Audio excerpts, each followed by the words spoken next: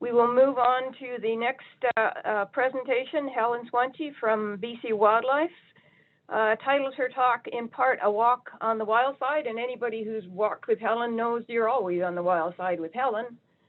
And I will maybe invite Helen to take over the presentation and tell us what you've got to say. Yeah. I'm just having a little trouble here. Hang on.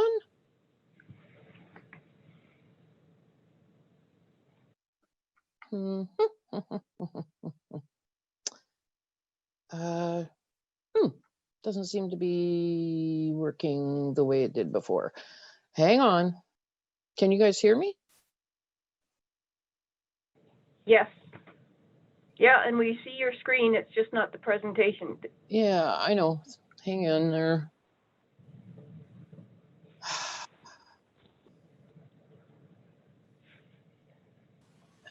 Hi, Helen, it's Jenna here. We're seeing the presentation, so if you want to try and put it into presentation mode. Yes. Okay.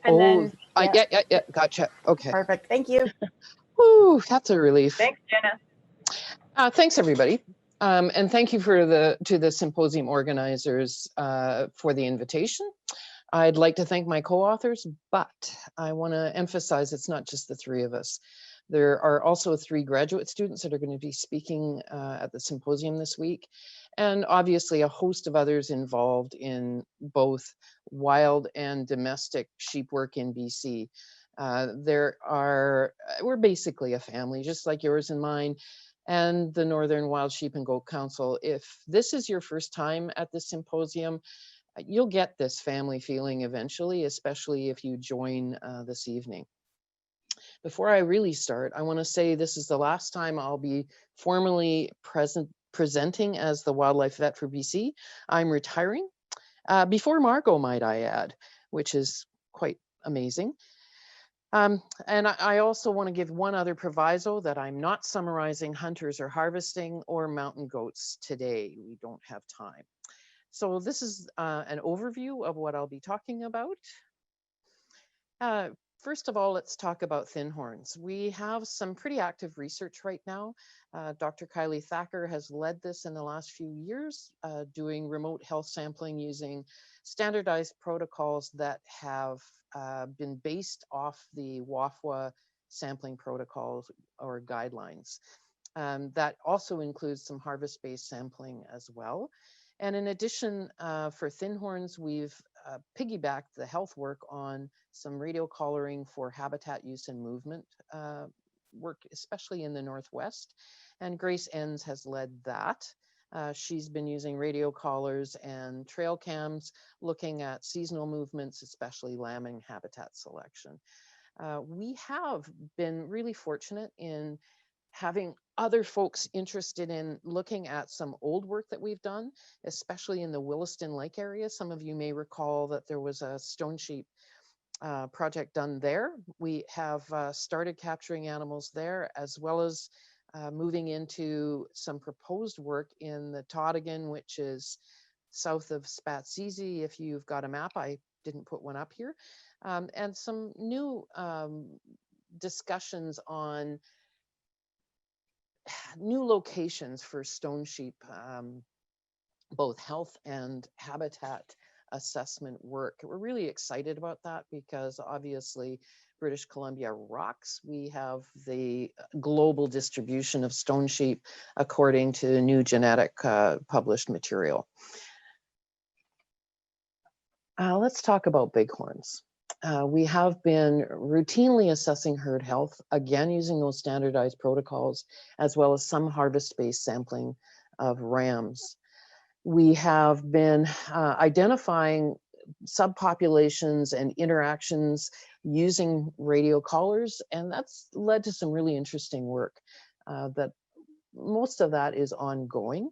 We have been reassessing health and population size, movements, etc., in some old locations, but also some new locations, and I'll detail some of those.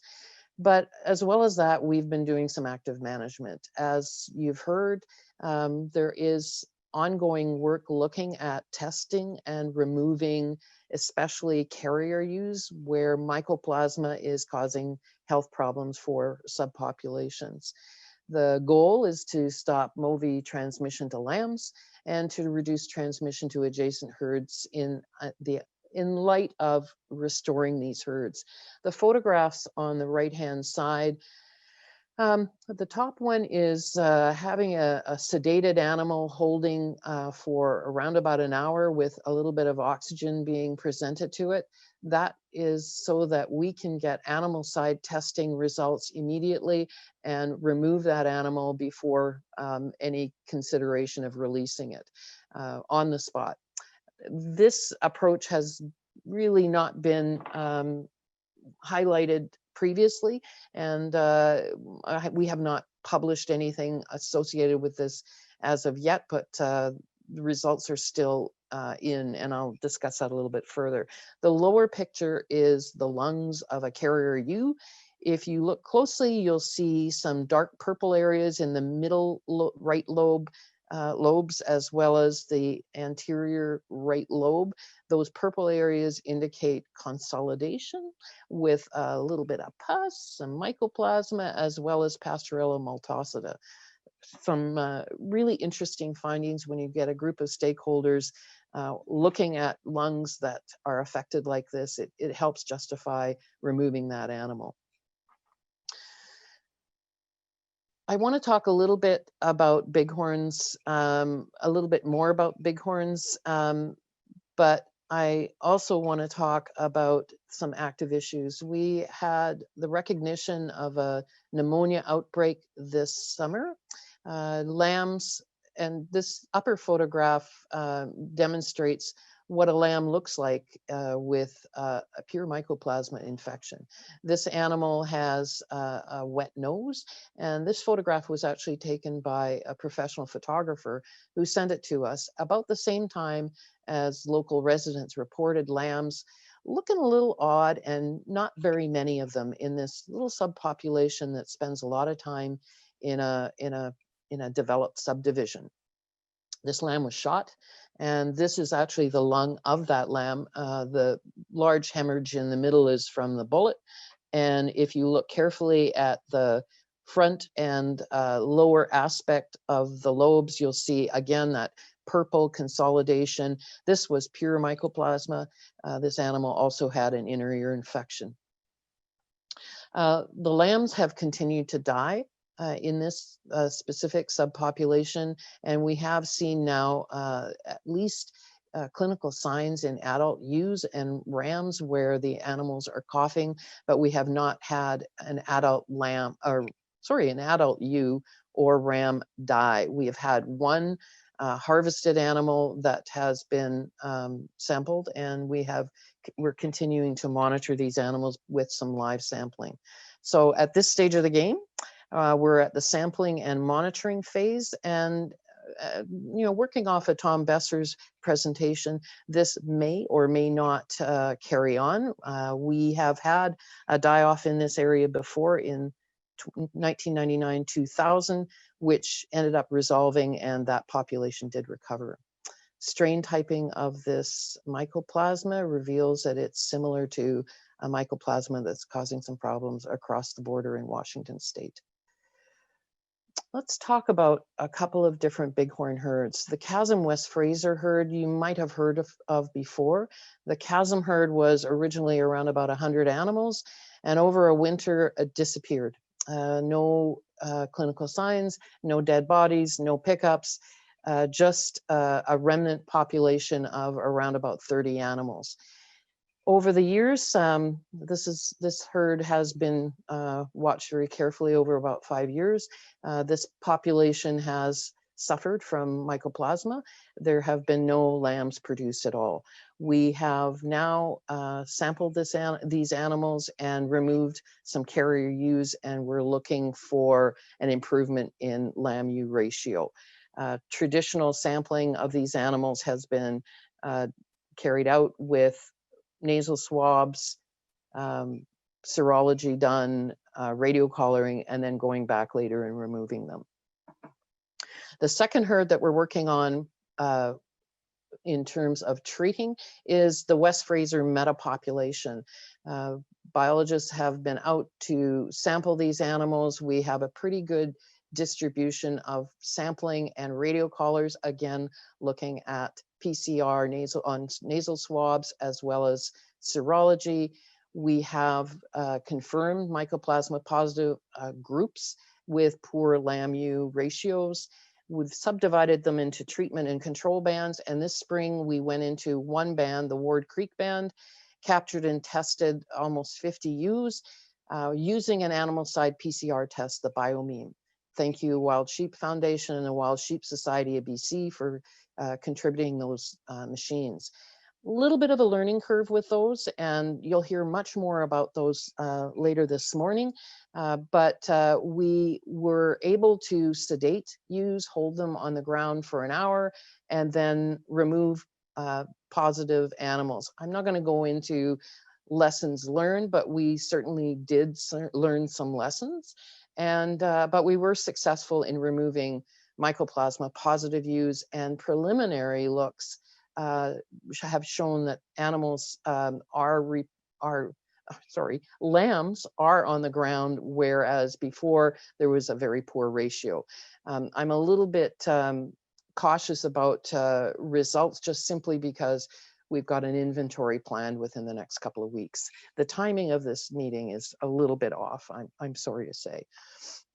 We have more bighorn herds being looked at coming up. And again, some of these have had historic examinations, collars, health assessments, looking at habitat use and inventory, but some of these we've never really looked at before.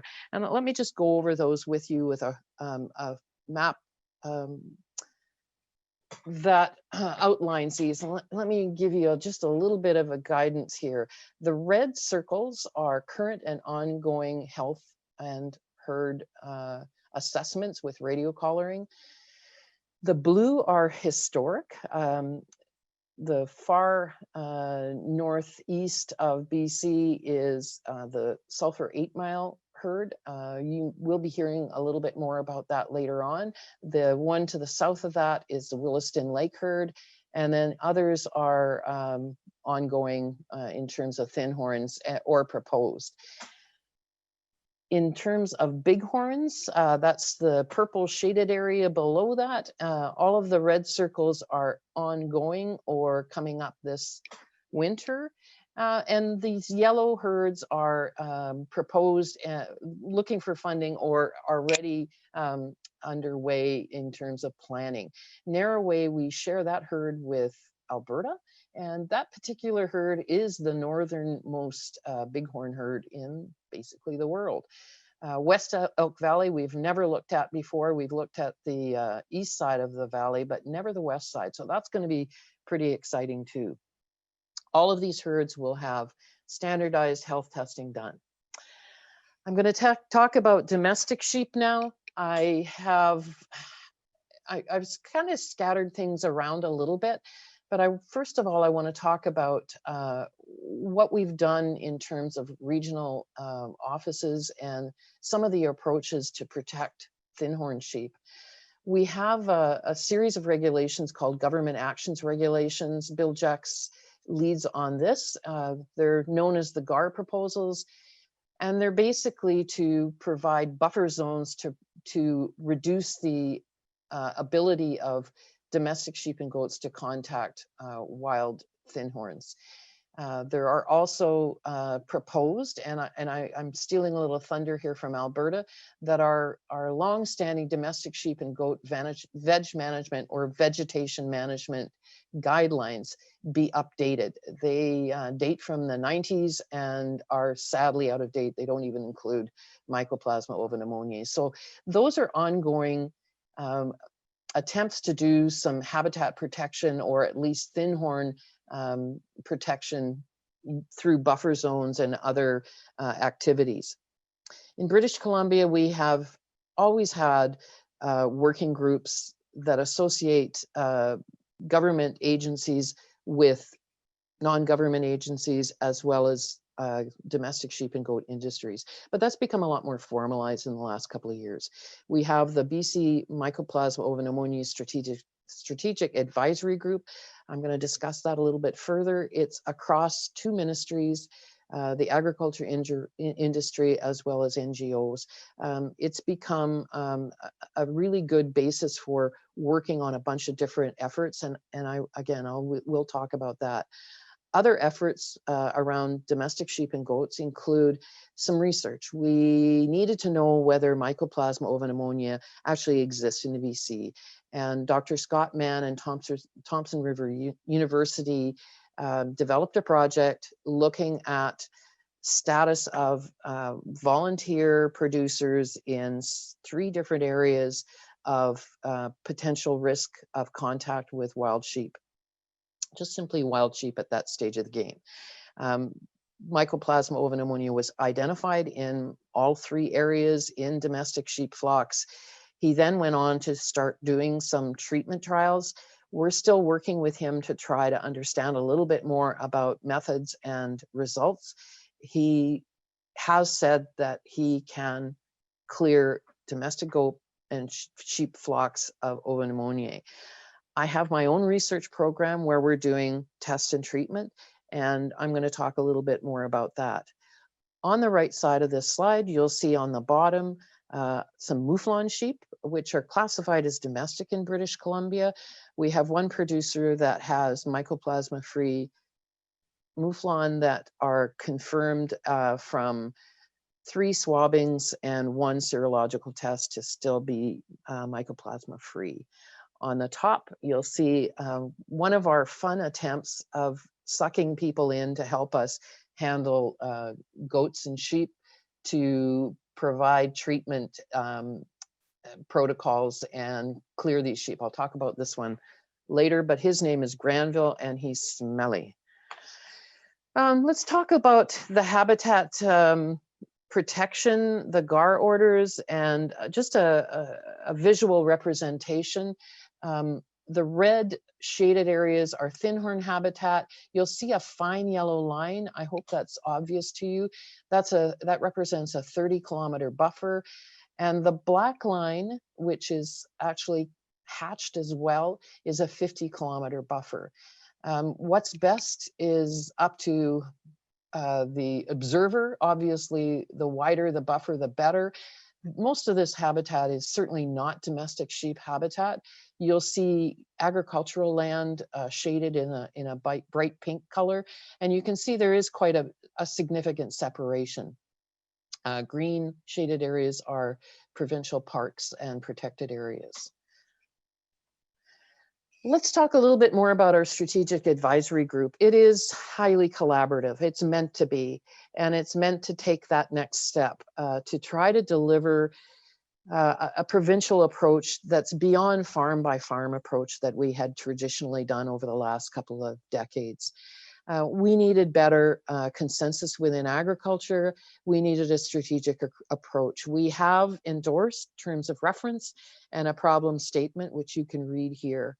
We are currently still developing policy options paper to identify knowledge gaps and to build a plan. I think we're getting there, but it's been very difficult to do. One of the big bonuses is that we identified that outreach was really a significant issue, and that while everybody has developed good outreach, some of it was out of date and it really didn't cover enough areas. So between Ministry of Agriculture and my ministry, Ministry of Forest Lands, Natural Resource Operations and Rural Development, we contracted Kezia Manlove to provide a peer-reviewed Mycoplasma ovipneumonia summary paper, as well as outreach fact sheets. And I'll show you those in a minute. That has helped us develop a little bit more of a research program. We have research funded through our big wild domestic sheep separation program, and it's really helpful, especially in emergency situations. I mentioned Scott Mann and the Thompson Rivers University project. I mentioned basically our survey for high risk of contact with wild sheep program, But I didn't mention that we have producers self-identifying, that through word of mouth, producers are coming to the program and saying, hey, we're having a problem, or we want to know how to remove this organism from our production animals.